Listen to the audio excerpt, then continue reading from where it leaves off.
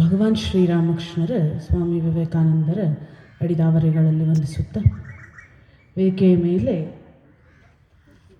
ಉಪಸ್ಥಿತರಿರುವಂತಹ ಪರಮಪೂಜ್ಯ ರೇವಣ ಸಿದ್ದೇಶ್ವರ ಶಿವಾಚಾರ್ಯ ಸ್ವಾಮೀಜಿಯವರಿಗೆ ನನ್ನ ನಮಸ್ಕಾರಗಳನ್ನು ತಿಳಿಸ್ತಾ,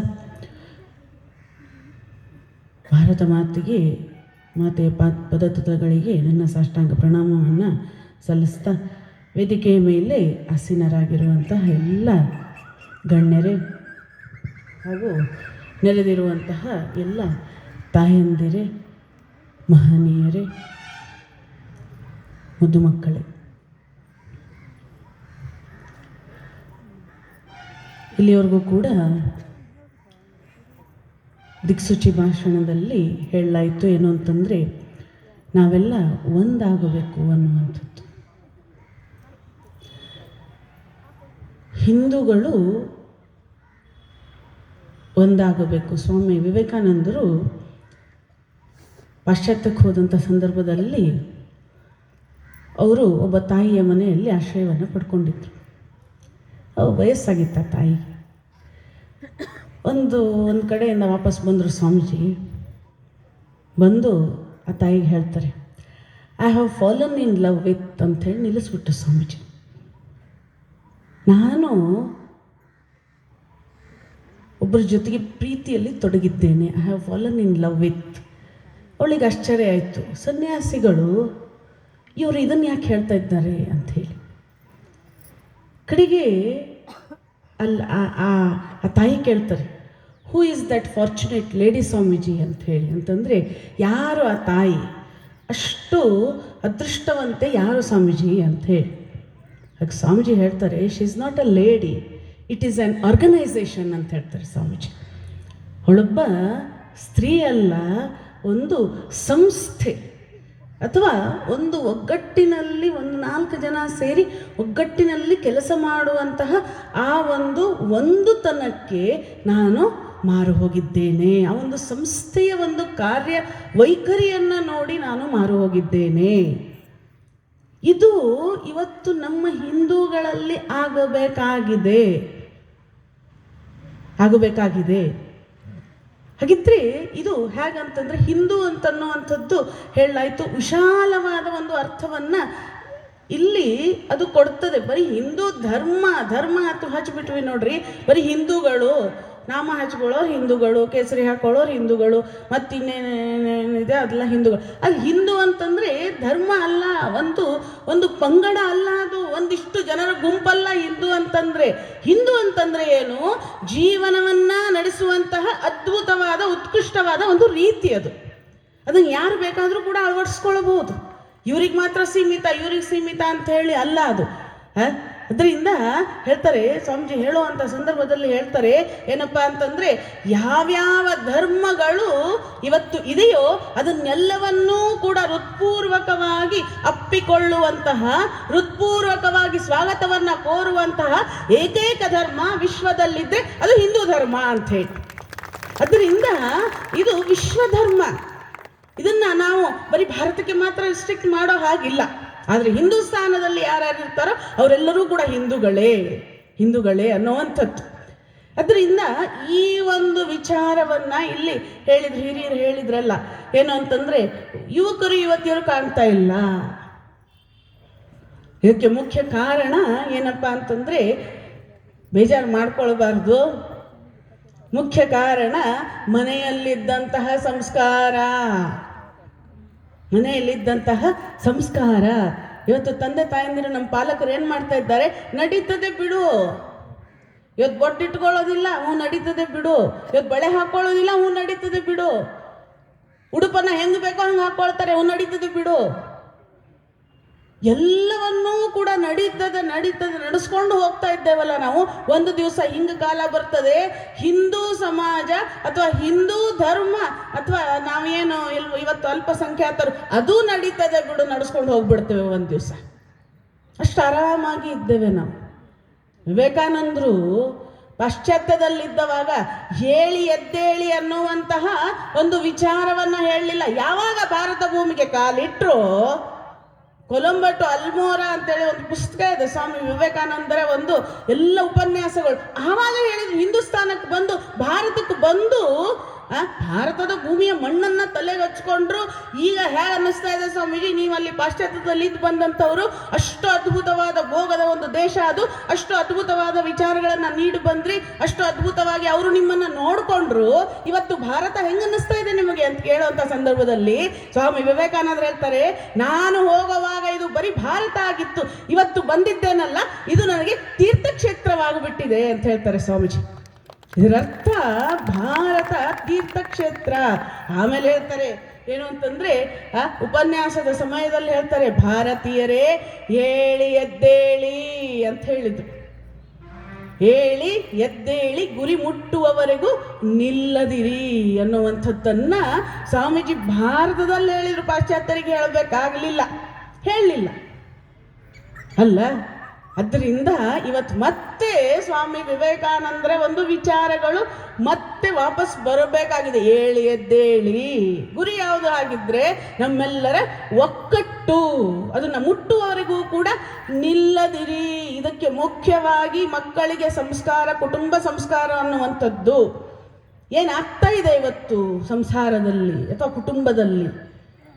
ಕೂಡು ಕುಟುಂಬ ಇತ್ತು, ಎಲ್ಲರ ಒಂದು ವಿಚಾರಗಳು, ವಿಚಾರಧಾರೆಗಳು, ಚಿಕ್ಕವ್ರು ತಪ್ಪಿದ್ರೆ ದೊಡ್ಡವರು ಮಾರ್ಗದರ್ಶನವನ್ನ ನೀಡ್ತಾ ಇದ್ರು, ಅವರು ತಪ್ಪಿದ್ರೆ ಇವ್ರು ಹೇಳ್ತಾ ಇದ್ರು, ಇವ್ರು ತಪ್ಪಿದ್ರೆ ಅವ್ರು ಹೇಳ್ತಾ ಇದ್ರು.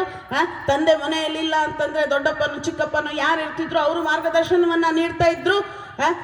ತಾಯಿ ಇಲ್ಲ ಅಂತ ಹೇಳಿದ್ರೆ ಅವ್ರಿಗಿಂತ ಚಿಕ್ಕವರು ಹಿರಿಯರು ಯಾರು ಇರ್ತಾ ಇದ್ರು ಅವ್ರಿಗೆ ಮಾರ್ಗದರ್ಶನವನ್ನ ನೀಡ್ತಾ ಇದ್ರು. ಇವತ್ತು ಮಕ್ಕಳಿಗೆ ಮಾರ್ಗದರ್ಶನ ನೀಡೋಕೆ ಇಲ್ಲೋ ಅಪ್ಪ ಇಲ್ಲೋ ಅಮ್ಮ, ಅವರಿಬ್ರೂ ಇಲ್ಲ ಅಂತಂದ್ರೆ ಆ ಮಗುವಿನ ಪರಿಸ್ಥಿತಿ ಏನಾಗ್ತದೆ, ಆ ಮಗುವಿನ ಪರಿಸ್ಥಿತಿ ಏನಾಗ್ತದೆ. ಅಥವಾ ಜೀಜಾಬಾಯಿಯೂ ಕೂಡ ಆ ಒಂದು ಅದ್ಭುತವಾದ ಸಂಸ್ಕಾರವನ್ನ ನೋಡಿ, ಶಿವಾಜಿ ಅದ್ನಿಂತ ಆ ಅದ್ಭುತವಾದ ಸಂಸ್ಕಾರವನ್ನ ಕೊಡ್ಲಿಲ್ಲ ಅಂತ ಹೇಳಿದ್ರೆ ಅಲ್ಲ, ನಾವು ಶಿವಾಜಿ ಸಿಗ್ತಿದ್ರೇನು? ಇಬ್ಬಿಬ್ರು ಶಿವಾಜಿಗಳು, ಹೌದಾ? ಇದರಿಂದ ಆ ಒಂದು ನಿಟ್ಟಿನಲ್ಲಿ ಯೋಚನೆ ಮಾಡಬೇಕು. ಜೀಜಾಬಾಯಿ ಆಗೋಗಿದ್ದು ಕೂಡ ಭಾರತದಲ್ಲೇ.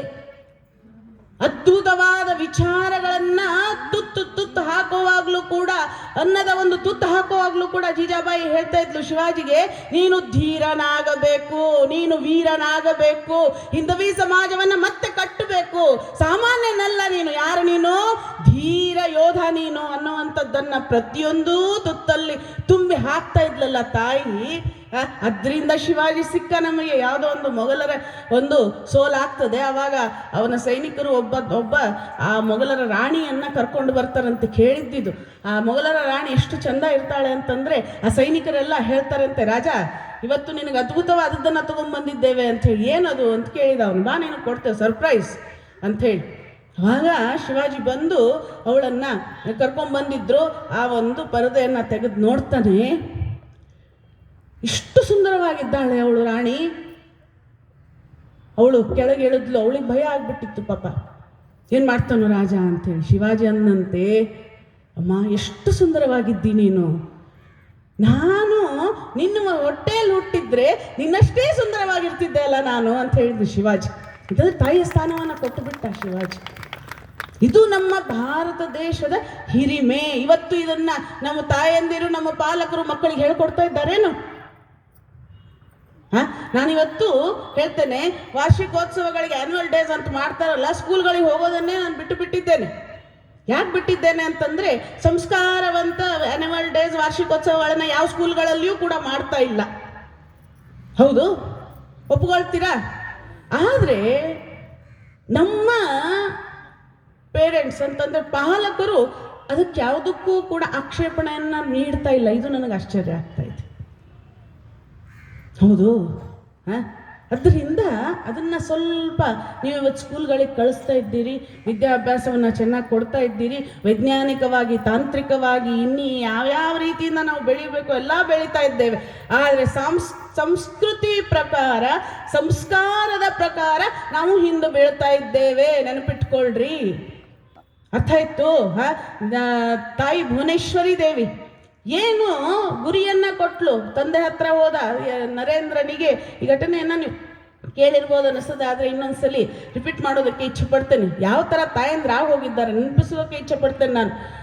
ನರೇಂದ್ರ ಏನು ಮಾಡಿದ, ನರೇಂದ್ರನಿಗೆ ಇಚ್ಛೆ ಇತ್ತು ಸಾರೋಟ್ವಾಲ ಅಂತಂದರೆ ಈ ಕುದುರೆ ಗಾಡಿ ಓಡಿಸ್ತಾರಲ್ಲ ಆ ಗಾಡಿಯನ್ನು ಓಡಿಸೋನಿದ್ದ, ಸಾರೋಟ್ವಾಲ ಅಂತಿದ್ರು. ಅವ್ರು ಸಾರೋಟ್ ಅಂತಂದರೆ ಅವ್ರು ಬಹಳ ಶ್ರೀಮಂತರು ಅವಾಗ ನರೇಂದ್ರನ ಮನೆತನದವರು. ಅವನು ಆ ಸಾರೋಟನ್ನು ನೋಡಿ, ಆ ಸಾರೋಟ್ವಾಲ ಅಂತಂದರೆ ಬಹಳ ಪ್ರೀತಿ ಅವನಿಗೆ, ಯಾಕಂದ್ರೆ ಕುದುರೆಗಳನ್ನು ಓಡಿಸ್ತಾನೆ, ಠೀಕ್ ಟಾಕ್ ಆಗಿರ್ತಾನೆ ನೋಡೋದಕ್ಕೆ. ಅದರಿಂದ ಸಾರೋಟ್ವಾಲ ಅಂತಂದರೆ ಬಹಳ ಪ್ರೀತಿ. ತಂದೆ ವಿಶ್ವನಾಥ ದತ್ತ ನರೇಂದ್ರನನ್ನು ಕರೆದು ಕೇಳಿದ, ನರೇಂದ್ರ ಏನಾಗ್ತೀಯೋ ಮುಂದೆ? ಅಪ್ಪ ನಾನು ಸಾರೋಟ್ವಾಲ ಆಗ್ತೇನೆ ಅಂದುಬಿಟ್ಟ ನರೇಂದ್ರ. ತಂದೆ ಕೋಪ ಬಂದು ಬಿಡ್ತು. ಯಾಕಂತ ಹೇಳಿದರೆ ದೊಡ್ಡ ಲಾಯರ್ ಆಗಿ ಮಾಡಬೇಕು ಅಂತ ಹೇಳಿ ಕನಸಿಟ್ಕೊಂಡವನು ತಂದೆ. ಕಪಾಳಕ್ಕೆ ಒಂದು ಹೊಡೆದ್ಬಿಟ್ಟ. ನಾನು ನಿನ್ನನ್ನು ಉನ್ನತವಾದ ಒಂದು ಲಾಯರ್ ಆಗಿ ಮಾಡಬೇಕು ಅಂತ ನಾನು ಅಂದ್ಕೊಂಡಿದ್ದೇನೆ, ನೀನೇನು ಅಂದ್ಕೊಳ್ತಾ ಇದ್ದೀಯಾ, ಸಾರೋಟ್ವಾಲ ಆಗ್ಬೇಕು ಅಂದ್ಕೊಳ್ತಾ ಇದ್ದೀಯೇನು ಅಂತ ಹೇಳಿ ಒಂದು ಕಪಾಳ ಮೋಕ್ಷ ಆಯಿತು ನರೇಂದ್ರನಿಗೆ. ಆತ ತಾಯಿ ಹತ್ರ ಬಂದ. ತಾಯಿ ಅವಾಗ ಕೇಳ್ತಾಳೆ ನರೇಂದ್ರನಿಗೆ, ಯಾಕೋ ನರೇಂದ್ರ ಯಾಕೆ ಹೇಳ್ತಾ ಇದ್ದಿ? ಇಲ್ಲಮ್ಮ ತಂದೆ ಹಿಂಗೆ ಕೇಳಿದ್ರು ಹಿಂಗೆಲ್ಲ ಆಯಿತು ಅಂತಂದ ನರೇಂದ್ರ. ಅವಾಗ ತಾಯಿ ಭುವನೇಶ್ವರಿ ದೇವಿ ಅನುಭವದಿತ್ತು, ಏನೋ ನೀನು ಕುದುರೆ ಗಾಡಿ ಓಡಿಸೋನಾಗ್ತೀಯೇನೋ ಈಗಿನ ತಾಯಂದ್ರಂಗೆ. ಏನಪ್ಪ ಅಂತಂದರೆ ಇಲ್ಲೋ ಇಂಜಿನಿಯರ್ ಆಗಬೇಕು, ಇಲ್ಲೋ ಡಾಕ್ಟರ್ಸ್ ಆಗಬೇಕು, ಇಲ್ಲೋ DC AC ಆ ಥರದ್ದು ಆಗಬೇಕು. ಅದನ್ನು ಬಿಟ್ಟರೆ ಬೇರೆ ಗುರಿಗಳಿಲ್ಲ. ಏನು ಗುರಿ ಕೊಡಬೇಕು? ಗುರಿ ಏನಿದೆ ಈಗ? ಏನು ಅಂತಂದರೆ ಚೆನ್ನಾಗಿ ದುಡಿಯಪ್ಪ, ಚೆನ್ನಾಗಿ ಒಂದಿಷ್ಟು 4-5 ಕಾರುಗಳನ್ನು ಮಾಡ್ಕೊ, 4-5 ಬಂಗಲೆಗಳನ್ನು ಮಾಡ್ಕೊ, ಒಂದಿಷ್ಟು ಆರಾಮಾಗಿ ಜೀವನವನ್ನು ನಡೆಸ್ಬಿಡು ಸಾಕು. ಇಷ್ಟ ಆದರೆ ಸಾಕು. ನಮ್ಮನ್ನು ನೀನು ಚೆನ್ನಾಗಿ ನೋಡ್ಕೊಳ್ತೀಯೋ ಇಲ್ಲೋ ಅನ್ನೋದನ್ನು ಹೇಳೋದಿಲ್ಲ ಅವರು. ಇಷ್ಟು ಮಾಡಿ ಸಾಕು, ಗುರಿ ಕೊಟ್ಟು ಬಿಟ್ರು. ಮುಂದೆ ದೊಡ್ಡವರಿಗೆ ಗೌರವವನ್ನು ಇಟ್ಕೋ, ತಂದೆ ತಾಯಿಗಳನ್ನು ಚೆನ್ನಾಗಿ ನೋಡ್ಕೋ ಅಂತ ಹೇಳಿ ಗುರಿ ಕೊಡಲಿಲ್ಲ ತಾಯಂದ್ರೆ. ಆದ್ದರಿಂದ ಇವತ್ತು ವೃದ್ಧಾಶ್ರಮಗಳು ಜಾಸ್ತಿ ಆಗ್ತಾ ಇದೆಯೋ ಇಲ್ವೋ? ಅದರಿಂದ ತಾಯಿ ಭುವನೇಶ್ವರಿ ದೇವಿ ಏನು ಮಾಡಿದ್ಲು, ನರೇಂದ್ರನನ್ನ ಕೈ ಹಿಡಿದು ಕರ್ಕೊಂಡು ಹೋಗ್ತಾಳೆ. ಅವಳು ಹಂಗನ್ಲಿಲ್ಲ. ಯು ಹ್ಯಾವ್ ಲೋ ಏನಂತಾರೆ, ಲೋ ಏಮ್ ಅಂತ ಹೇಳಿ ನೀನು ಒಂದು ಕಡಿಮೆ ಗುರಿಯನ್ನು ಇಟ್ಕೊಂಡಿದ್ದೀಯಾ ಜೀವನದಲ್ಲಿ, ನಿಕೃಷ್ಟವಾದ ಗುರಿಯನ್ನು ಇಟ್ಕೊಂಡಿದ್ದೀಯಾ ಅನ್ನಲಿಲ್ಲ ತಾಯಿ. ಆ ಗುರಿ ಮಗು ಏನು ಇಟ್ಕೊಂಡಿತ್ತೋ ಅದಕ್ಕೆ ಇನ್ನೊಂದಿಷ್ಟು ಉತ್ಕೃಷ್ಟತೆಯನ್ನು ಕೊಟ್ಟು ಆ ಗುರಿಯನ್ನು ಕೊಟ್ಲು. ಏನಪ್ಪ ಅದು ಅಂತಂದರೆ, ಅವನ ಕೈಯನ್ನು ಹಿಡ್ಕೊಂಡು ಹೋಗ್ತಾಳೆ. ಅಲ್ಲಿ ಕೃಷ್ಣ ಮತ್ತು ಅರ್ಜುನನ ಸಾರಥಿ ಯಾರು? ಕೃಷ್ಣ. ಅವನು ಸಾರಥಿಯಾಗಿ ರಥವನ್ನು ಓಡಿಸ್ತಾ ಇದ್ದಾನೆ. ಅದರಿಂದ ಭುವನೇಶ್ವರಿ ದೇವಿ ಆ ಮಗುವಿಗೆ ಗುರಿಯನ್ನು ಕೊಟ್ಟಿದ್ದೇನಪ್ಪ ಅಂತಂದರೆ, ನೋಡೋ ನರೇನ್, ನೀನು ಯಾವ ರೀತಿ ಆಗಬೇಕು ಅಂದರೆ, ಯಾವ ರೀತಿ ಕೃಷ್ಣ ಧರ್ಮದ ರಥವನ್ನು ಹಿಡಿದು ಸಾರೋಟ್ವಾಲನಾಗಿ ಆ ಸಾರಥಿಯಾಗಿ ರಥವನ್ನು ಮುನ್ನಡೆಸ್ಕೊಂಡು ಹೋದ್ನೋ, ಅದೇ ರೀತಿ ಮುಂದೆ ನೀನು ನಮ್ಮ ಧರ್ಮದ ರಥವನ್ನು ಹಿಡಿಯುವಂತಹ ಸಾರೋಟ್ವಾಲನಾಗಬೇಕು. ಉತ್ಕೃಷ್ಟವಾದ ಗುರಿ, ಉನ್ನತವಾದ ಗುರಿ. ಯಾರಾದರೂ ಇವತ್ತು ಹೇಳ್ತಾರೆ, ಹೋಗ್ರಿ ನಮ್ಮ CRPFನವ್ರು ಇದ್ದಾರೆ, ಎಲ್ಲ ಖುಷಿ ಆಯಿತು ಅವರನ್ನು ನೋಡಿ. ಯಾರಾದರೂ ಹೇಳ್ತಾರೆ, ಹೋಗಪ್ಪ ಹೋಗಿ ದೇಶ ಸೇವೆ ಮಾಡು, ಹೋಗಿ ಅಗ್ನಿವೀರೋ NDAನೋ ಏನೋ ಬರೋದು, ನೀನು ಒಂದಿಷ್ಟು ಆರ್ಮಿಗೆ ಸೇರ್ಕೋ. ಎಷ್ಟೋ ಜನರದ್ದು ಕೇಳಿದೆ ನಾನು, ಯುವತಿಯರದು, ಮಾತಾಜಿ ಹಿಂಗೆ ಆಗಬೇಕು ಅಂದ್ಕೊಂಡಿದ್ದೆ, ಮತ್ತೇನಾಯ್ತಪ್ಪ ಅಂತ ಕೇಳಿದರೆ, ಮನೆಯಲ್ಲಿ ಪರ್ಮಿಷನ್ ಇಲ್ಲ. ಯಾಕಿಲ್ಲ? ನಿನಗೇ ಬೇಕೇನು? ನೀನೇ ಸೈನಿಕನಾಗಿ ಹೋದರೆ ಗೆಲ್ತಿದೇನು ಭಾರತ ಅನ್ನುವಂಥದ್ದು ನಮ್ಮಲ್ಲಿ ಇದೆ. ಆದ್ದರಿಂದ ಆ ಮಗುವನ್ನು ಯಾರಾದರೂ ನಿಮ್ಮ ಮಕ್ಕಳಿಗೆ ಆ ಗುರಿಯನ್ನು ಕೊಟ್ಟರೇನು? ಭುವನೇಶ್ವರಿ ದೇವಿ ಕೊಟ್ಟಳು. ಭುವನೇಶ್ವರಿ ದೇವಿ ಅವತ್ತು ಆ ಗುರಿಯನ್ನು ಕೊಟ್ಟಿದ್ದಕ್ಕಾಗಿ ಇವತ್ತು ನಮಗೆ ರಾಷ್ಟ್ರಭಕ್ತ ಸಂತ ಸಿಡಿಲಕಿಡಿ ಸಂತ ಸ್ವಾಮಿ ವಿವೇಕಾನಂದರು ಸಿಗೋದಕ್ಕೆ ಸಾಧ್ಯ ಆಯಿತು. ಇಲ್ಲದಿದ್ರೆ ಸಾಧ್ಯ ಇರ್ತಿರ್ಲಿಲ್ಲ. ಇದರಿಂದ ನಾವು ತಿಳ್ಕೊಳ್ಬೇಕು, ಇವರೆಲ್ಲ ಏನಾಗೋಗಿದ್ದಾರಲ್ಲ, ಇವರೆಲ್ಲ ನಮ್ಮ ಭಾರತದಲ್ಲಿಯೇ ಆಗೋಗಿದ್ದಾರೆ. ಇವರೆಲ್ಲ ನಮ್ಮ ಭಾರತದ ಮಣ್ಣಿನಲ್ಲಿಯೇ ಆಗೋಗಿದ್ದಾರೆ. ಇವರೆಲ್ಲ ನಮ್ಮ ಭಾರತದ ನೀರನ್ನೇ ಕುಡಿದವರಾಗಿದ್ದಾರೆ, ಗಾಳಿಯನ್ನೇ ಉಸಿರಾಡಿದವರಾಗಿದ್ದಾರೆ. ಹಾಗಿದ್ರೆ ನಮ್ಮ ಒಂದು ದೇಹದಲ್ಲಿ ಹರಿಯುವಂಥ ರಕ್ತ ಎಂಥದ್ದು ಅಂತಂದರೆ ವೀರರ ರಕ್ತ. ಹೆಡಿಗಳಲ್ಲ. ಅದರಿಂದ ಏನಪ್ಪ ಅಂತಂದರೆ, ಯಾವಾಗ ಒಗ್ಗಟ್ಟಿನ ವಿಚಾರ ಬರ್ತದೆಯೋ ಆ ರಕ್ತ ಕುದಿಬೇಕು. ಅದು ವಯಸ್ಸಿನವರಿರಲಿ, ವಯಸ್ಸಾದವರು ಇರಲಿ, ಅಥವಾ ಏನೋ ಯುವಕರಿರಲಿ, ಯುವತಿಯರಿರಲಿ, ರಕ್ತ ಕುದಿಬೇಕು. ಕುದಿತಾ ಇದೆಯಾ? ನನಗೆ ಯಾಕೆ ಬೇಕಪ್ಪ? ಹೌದಾ ಇಲ್ವೋ? ಅಲ್ಲಿ ಗಲಾಟೆ ಆಗ್ತಾ ಇದೆ ರೀ. ಎಲ್ಲಿ? ಬಾಂಗ್ಲಾದೇಶದಲ್ಲಿ ಗಲಾಟೆ ಆಗ್ತದೆ. ಇನ್ನು ನಮ್ಮ ದೇಶಕ್ಕೆ ಬಂದಿಲ್ಲಲ್ಲ, ನಮ್ಮ ರಾಜ್ಯಕ್ಕೂ ಬಂದಿಲ್ಲಲ್ಲ, ಇಲ್ಲಿ ಬಂದಿಲ್ಲಲ್ಲ. ಹುಬ್ಳಿಯವ್ರು ಅನ್ಕೊಳ್ಳೋದು ಹುಬ್ಳಿ ಎಲ್ಲಿ ಬಂದಿಲ್ಲ ಅಂತ, ಇಲ್ಲಿಯವ್ರು ಇಲ್ಲಿ ಬಂದಿಲ್ಲ ಅಂಥೇಳಿ, ಇನ್ನೊಂದು ಊರವ್ರು ಅನ್ಕೊಳ್ಳೋದು ಅಲ್ಲಿ ಬಂದಿಲ್ಲ, ಅಲ್ಲಿ ಬಂದವಾಗಲೇ ಎಚ್ಚೆತ್ಕೊಳ್ಬೇಕಂತ ಅಂತಿದೀಯಾ? ಬಾಂಗ್ಲಾದೇಶದಲ್ಲಿದ್ದಂಥ ಹಿಂದೂಗಳು ನಮ್ಮ ನಮ್ಮ ಸಹೋದರ ಸಹೋದರಿಯರು, ಹೌದೋ ಅಲ್ವೋ? ಕುದಿಬೇಕಿತ್ತೋ ಇಲ್ಲೋ ನಮ್ಮ ರಕ್ತ, ಹೌದೋ ಇಲ್ವೋ? ಅದರಿಂದ ನಾವು ನಿಜವಾಗ್ಲೂ ಕೂಡ ಹಿಂದೂ ಆಗಿದ್ರೆ ನಾವು ಎಲ್ಲಿ ಹಿಂದೂಗಳಿಗೆ, ಹಿಂದೂ ಅಂತಂದ್ರೆ ಯಾರು ಉತ್ಕೃಷ್ಟವಾದ ಜೀವನವನ್ನು ನಡೆಸ್ತಾ ಇದ್ದಾರೆ, ಧರ್ಮ ಅಂತಲ್ಲ, ಅದರಿಂದ ಎಲ್ಲಿ ಉತ್ಕೃಷ್ಟವಾದ ಜೀವನ ಶೈಲಿ ಇದೆಯೋ ಅವರೆಲ್ಲರೂ ಕೂಡ ಹಿಂದೂನೇ. ಎಲ್ಲೆಲ್ಲಿ ಅವರಿಗೆ ಸಂಕಟ ಬರ್ತದೆಯೋ ಆವಾಗ ನಾವು ನಿಜವಾಗ್ಲೂ ಕೂಡ ಹಿಂದೂ ಆಗಿದ್ರೆ ನಮ್ಮ ರಕ್ತ ಕುದಿಬೇಕು. ಸ್ವಾಮಿ ವಿವೇಕಾನಂದರು ಪಾಶ್ಚಾತ್ಯಕ್ಕೆ ಹೋದಂಥ ಸಂದರ್ಭದಲ್ಲಿ ಸ್ವಾಮೀಜಿ ಒಬ್ಬರು ಮನೆಯಲ್ಲಿ ಆತಿಥ್ಯವನ್ನು ಸ್ವೀಕಾರ ಮಾಡ್ತಾ ಇರ್ತಾರೆ.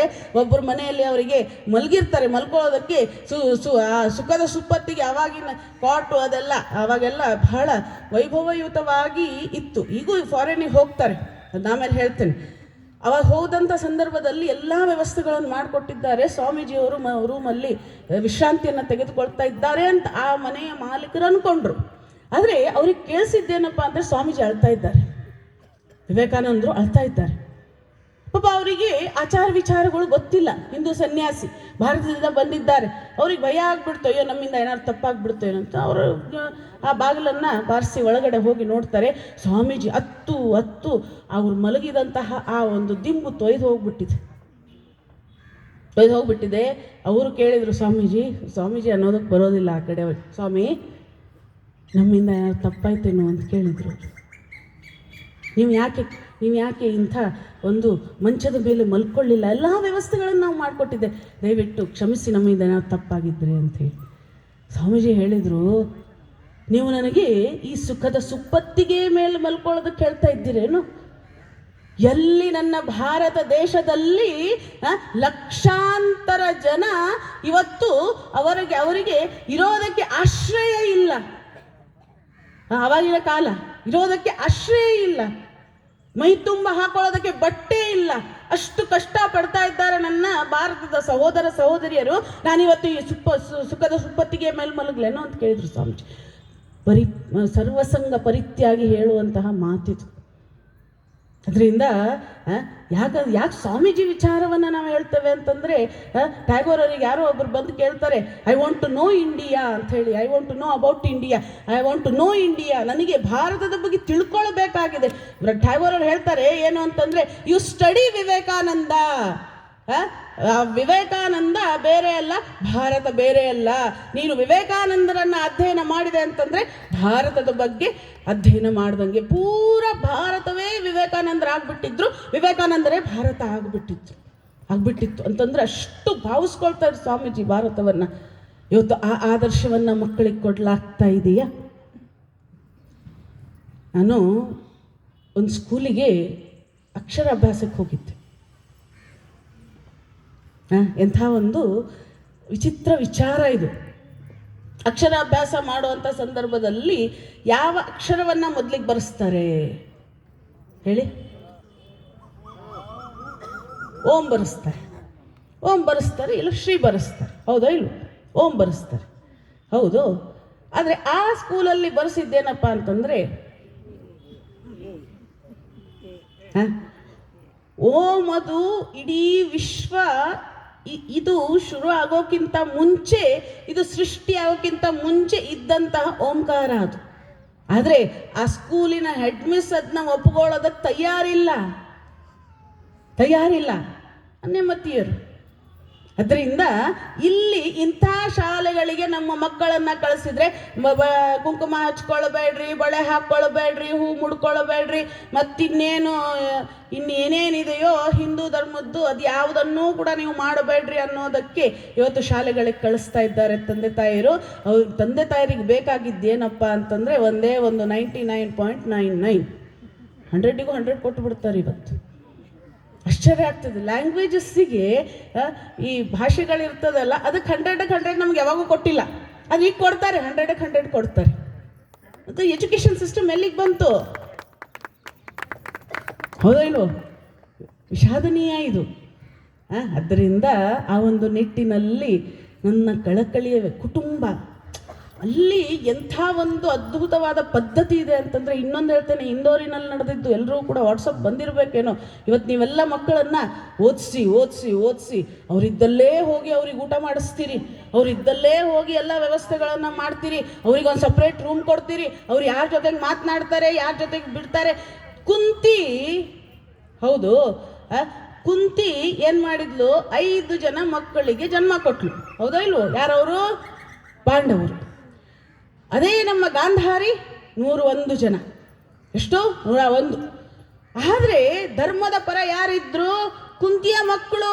ಇವತ್ತು ನಾವು ನೆನೆಸೋದು ಯಾರನ್ನ? 5 ಜನನ್ನ, ಕುಂತಿಯ ಮಕ್ಕಳನ್ನ. ಯಾಕೆ ಗೊತ್ತೇನು? ಕುಂತಿ ಮೈಯೆಲ್ಲ ಕಣ್ಣಾಗಿ ಧರ್ಮದ ಪರವಾಗಿ ಮಕ್ಕಳನ್ನ ಬೆಳೆಸಿದ್ಲು. ಆದರೆ ಗಾಂಧಾರಿ ಕಣ್ಣು ಮುಚ್ಕೊಂಡು ಬಿಟ್ಲು, ಕಣ್ಣಿಗೆ ಪಟ್ಟಿ ಕಟ್ಕೊಂಡು ಬಿಟ್ಲು. ಮಕ್ಕಳು ಧರ್ಮವಾಗಿ ನಡೀತಾ ಇದ್ದಾರೋ, ಧರ್ಮಯುತವಾಗಿ ನಡೀತಾ ಇದ್ದಾರೋ, ಅಧರ್ಮಯುತವಾಗಿ ನಡೀತಾ ಇದ್ದಾರೋ, 1000 ತಪ್ಪು ಮಾಡಿದರೂ ಕೂಡ ಅದಕ್ಕೇನು ಶಿಕ್ಷೆ ಇಲ್ಲ, ಏನು ಮಾಡ್ತಾ ಇದ್ದಾರೆ ಅನ್ನೋದನ್ನು ನೋಡಲಿಲ್ಲ. ಅದರಿಂದ ಕೌರವರು ಒಬ್ಬರೂ ಕೂಡ ಉಳಿಲಿಲ್ಲ. ಅವರನ್ನು ಇವತ್ತು ನಾವು ಅಧರ್ಮಕ್ಕಾಗಿ ನೆನೆಸ್ತೇವೆ, ಅದೇ ಪಾಂಡವರನ್ನು ಧರ್ಮಕ್ಕಾಗಿ ನೆನೆಸ್ತೇವೆ. ಇದರಲ್ಲೇ ವ್ಯತ್ಯಾಸವನ್ನು ಕಂಡುಕೊಂಡು ಬಿಡಿ. ಅದರಿಂದ ಮಕ್ಕಳನ್ನು ಒಂದು ಸಪ್ರೇಟ್ ರೂಮ್ ಮಾಡಿ ಅವರನ್ನು ಓದೋದಕ್ಕೆ ಬಿಟ್ಟು ಅವರಿಗೆ ಲಕ್ಷಗಟ್ಟಲೆ ಮೊಬೈಲ್ಗಳನ್ನು ಕೊಡಿಸಿ, ಹೌದಾ ಇಲ್ವೋ? ನಿಮಗೆಲ್ಲ ಪೇಪರ್ಗಳನ್ನು ಓದ್ತೀರಿ, ಇನ್ನೂ ಹೆಚ್ಚು ಸುದ್ದಿ ಸಮಾಚಾರಗಳು ಇನ್ನೂ ಜಾಸ್ತಿ ಗೊತ್ತಿರ್ತದೆ ಅಲ್ಲ? ಅದ್ರ ಮೇಲೆ ವಿಶ್ಲೇಷಣೆ ನಡೆಸೋದಿಲ್ಲ, ವಿಚಾರವನ್ನು ಮಾಡೋದಿಲ್ಲ.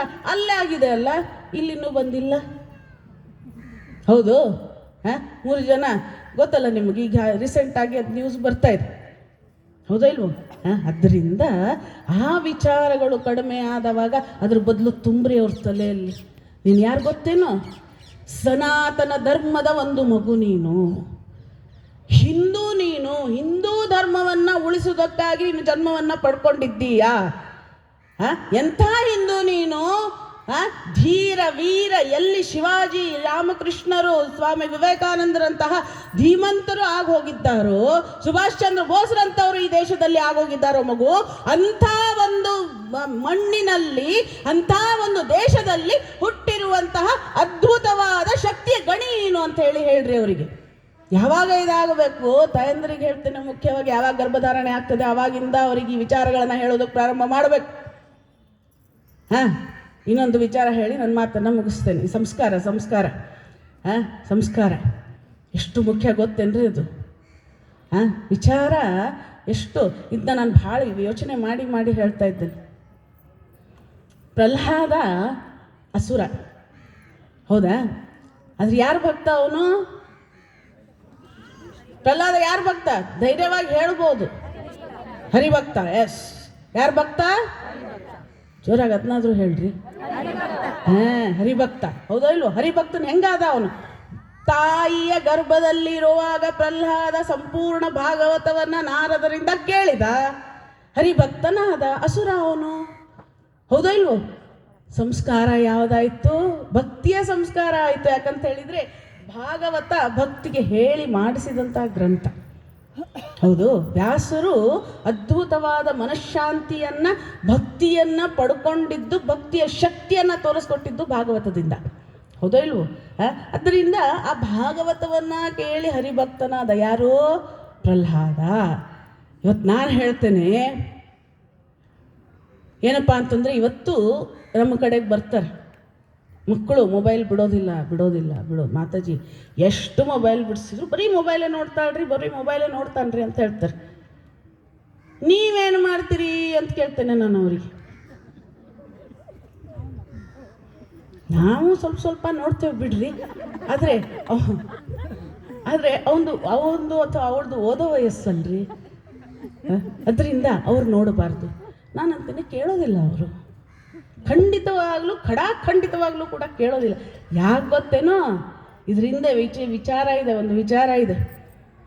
ಏನು ಅಂತಂದರೆ, ಯಾವ ರೀತಿ ಪ್ರಹ್ಲಾದ ಭಾಗವತವನ್ನ ಕೇಳಿ ಹರಿಭಕ್ತನಾದ್ನೋ, ತಾಯಂದಿರು ಗರ್ಭಧಾರಣೆ ಆದ ತಕ್ಷಣ ಈಗ ಬೆಡ್ ರೆಸ್ಟ್ ಹೇಳ್ತಾರೆ, ಹೌದಾ ಇಲ್ವೋ?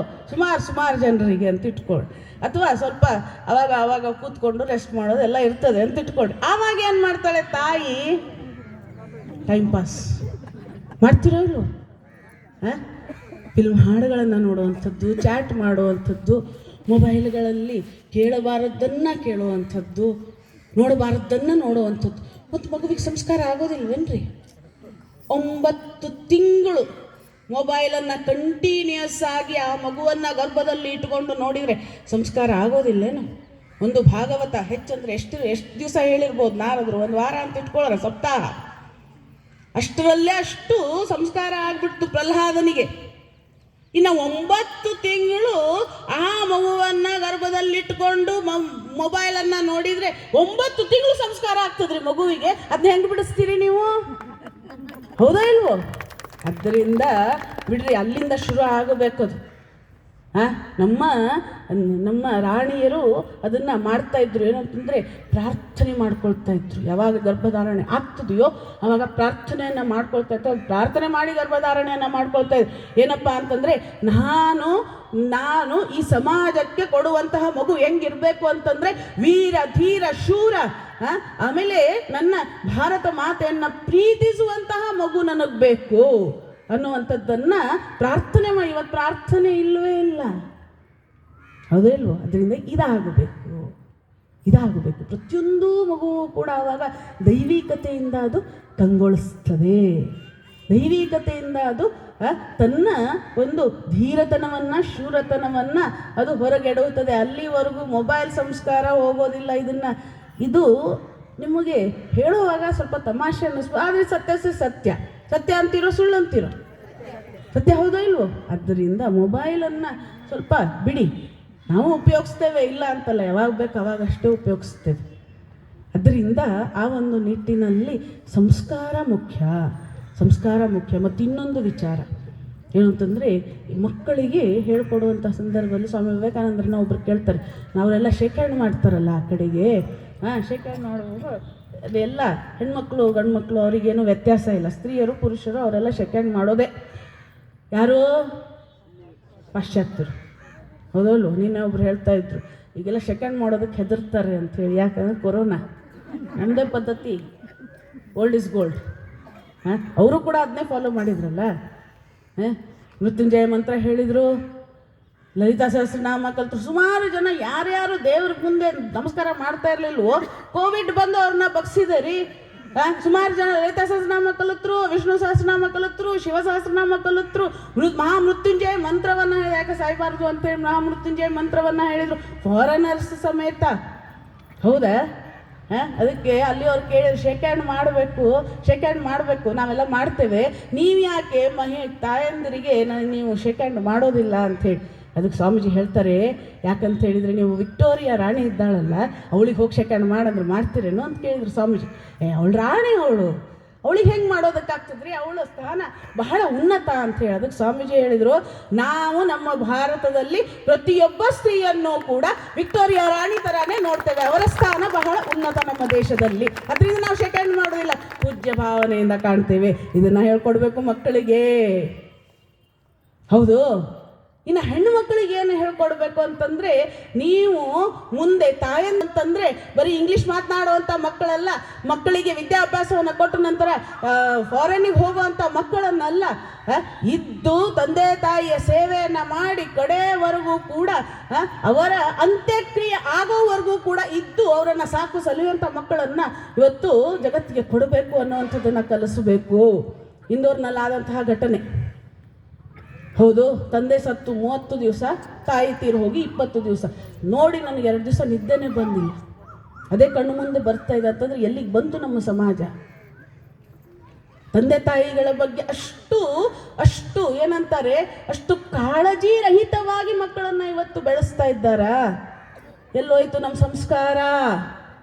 ಮಾತೃದೇವೋ ಭವ ಪಿತೃದೇವೋ ಭವ ಎಲ್ಲಿ ಹೋಯ್ತು? ಶ್ರವಣಕುಮಾರನ ಕತೆ ಎಲ್ಲಿ ಹೋಯ್ತು? ಇವತ್ತು ನಾನು ಕೇಳಿದೆ, ಏನು ಅಂತಂದರೆ, ಸ್ಕೂಲ್ಗಳಲ್ಲಿ ಶ್ರವಣಕುಮಾರನ ಕತೆ ಗೊತ್ತಿದೇನಪ್ಪ ಅಂತ ಕೇಳಿ ಶಿಬಿರ ಮಾಡ್ತೇವೆ. ಗೊತ್ತಿಲ್ಲರಿ ನಮಗೆ ಅಂತ ಹೇಳ್ತಾರೆ ಅವ್ರು. ಶ್ರವಣಕುಮಾರನ ಕತೆ ಹೇಳಲೇ ಇಲ್ಲ.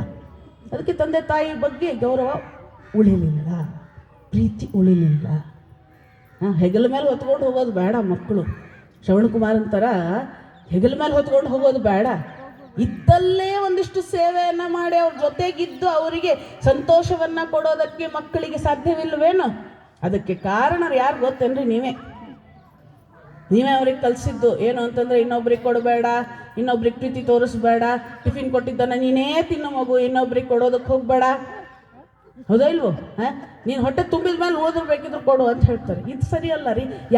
ಯಾರು ಹಸುವಾಗಿರ್ತದೋ ಮೊದಲಿಗೆ ಅವ್ರಿಗೆ ಕೊಡು, ಆಮೇಲೆ ನೀನು ತಿನ್ನು. ಆವಾಗ ಅವ್ರು ನಿಮ್ಮನ್ನು ನೋಡಿ ಫಸ್ಟ್ ತಂದೆ ತಾಯಿ, ಆಮೇಲೆ ನನ್ನ ಸಂಸಾರ ಅಂದ್ಕೊಳ್ತಾರೆ. ಅವ್ರಿಗೆ ಇದು ಮೊದಲಿಗೆ ನನ್ನದೇ ಸಂಸಾರ, ಆಮೇಲೆ ತಂದೆ ತಾಯಿ ಅಂಥೇಳಿ ಅಂದ್ಕೊಳ್ತಾರೆ. ಈ ಒಂದು ನಿಟ್ಟಿನಲ್ಲಿ ಈ ವಿಚಾರಗಳನ್ನು ಏನು ಅಂತಂದರೆ ಸ್ವಲ್ಪ ಆಳಕ್ಕೆ ತಗೊಳ್ಬೇಕು. ಇವತ್ತು ನಾವು ಈ ಸಣ್ಣ ಸಣ್ಣ ವಿಚಾರಗಳನ್ನು ನಾವು ಮನಸ್ಸಿಗೆ ತಗೊಳ್ಳಿಲ್ಲ ಅಂತಂದರೆ ಒಗ್ಗಟ್ಟು ಬರೋದು ಕಷ್ಟ ಇದೆ. ಅದಕ್ಕೆ RSS ಅವರ 100 ವರ್ಷದ ಒಂದು ನಿಮಿತ್ತ, ಆ ಒಂದು ನೆಪದಲ್ಲಿ ಈ ಎಲ್ಲ ಕಾರ್ಯಕ್ರಮಗಳು ಆಗ್ತಾಯಿದೆ. ಭಾಳ ಸಂತೋಷದ ವಿಚಾರ. ಒಗ್ಗೂಡಿಸುವಂತಹ ಒಂದು ಕಾರ್ಯಕ್ರಮ, ಒಗ್ಗೂಡಿಸುವಂತಹ ಒಂದು ಕಾರ್ಯಕ್ರಮ. ಇದರಿಂದ ಏನೋ ಮಾಡಿದ್ವಿ ರೀ, ನಾವು ಒಂದು ದೊಡ್ಡ ಕಾರ್ಯಕ್ರಮ ಮಾಡಿದ್ವಿ, ಇವ್ರು ಬಂದಿದ್ರು, ಇದಾಯಿತು, ಮುಗೀತು, ಕಾರ್ಯಕ್ರಮ ಮುಗೀತು, ಮತ್ತು ನಮ್ಮ ದಾರಿ ನಮಗೆ. ಅಲ್ಲೇ ತಪ್ಪೋದು. ವಿವೇಕಾನಂದರು ಹೇಳ್ತಾರೆ, ಭಾರತೀಯರು ನಾವು ಹಿಂದೆ ಬೀಳೋದು ಎಲ್ಲಿ?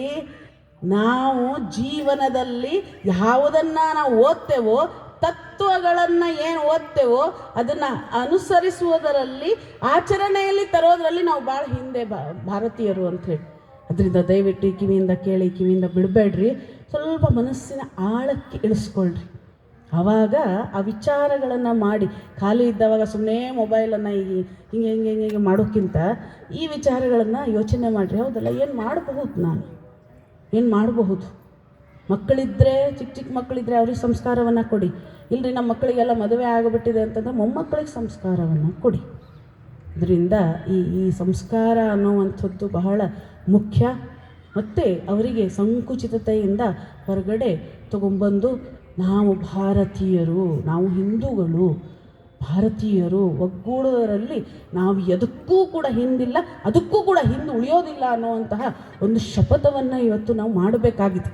ಅದರಿಂದ ಎಲ್ಲರಿಗೂ ಕೂಡ ಭಾರತ ಮಾತೆ ಆ ಶಕ್ತಿಯನ್ನು ನೀಡಲಿ ಅಂತ ಹೇಳ್ತಾ, ಇಲ್ಲಿ ನನಗೆ ಒಂದೆರಡು ವಿಚಾರಗಳನ್ನು ಹೇಳಿಕೊಳ್ಳೋದಕ್ಕೆ ಅವಕಾಶ ಮಾಡಿಕೊಟ್ಟಂತಹ ನಮ್ಮ ಮಹೇಶ್ ದೇವಡಿಗ ಅವರಿಗೆ ಹಾಗೂ ಎಲ್ಲ ಈ ಒಂದು ಕಾರ್ಯಕ್ರಮದ ವ್ಯವಸ್ಥಾಪಕರಿಗೆ ಹೃತ್ಪೂರ್ವಕ ಧನ್ಯವಾದಗಳನ್ನು ಅರ್ಪಿಸ್ತಾ ಎರಡು ಮಾತನ್ನು ಶ್ರೀಮತಿ ಶಾರದಾದೇವಿಯವರ ಚರಣಗಳಿಗೆ ಅರ್ಪಿಸ್ತೇನೆ.